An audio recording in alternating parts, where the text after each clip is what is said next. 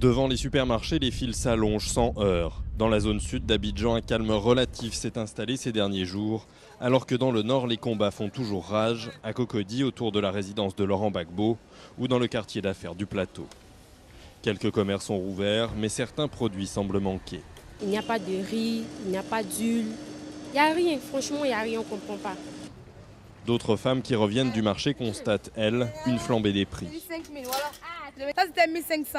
Et maintenant ? C'est devenu 5 000 aujourd'hui, on a peur au marché. Devant cette boulangerie, certains font la queue depuis plusieurs heures. La lassitude domine. Loin des combats des chefs, les habitants veulent un retour à la vie normale. On est là depuis le matin, on ne gagne pas pain. On ne va pas rester dans ça là, tout le temps comme ça. On n'a qu'à couler béton si Gbagbo là-bas dans son bunker là. On n'a qu'à couper quoi lui. Voilà. Nous on vit. La vie ça continue. Demander à Sarkozy de faire partie de son armée. C'est ce qu'on veut.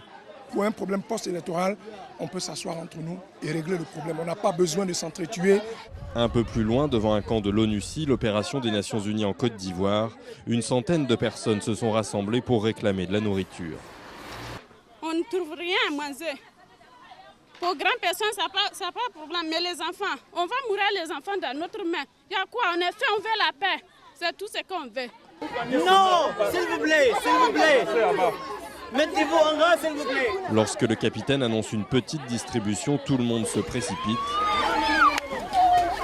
4 personnes. Chaque jour, ils sont de plus en plus nombreux à arriver devant ces portes. Dans certaines zones de la ville, l'eau et l'électricité n'ont toujours pas été rétablies, tandis que les vivres et les médicaments commencent à manquer. Malgré l'accalmie qui règne ici, dans la partie sud d'Abidjan, la situation humanitaire reste dramatique.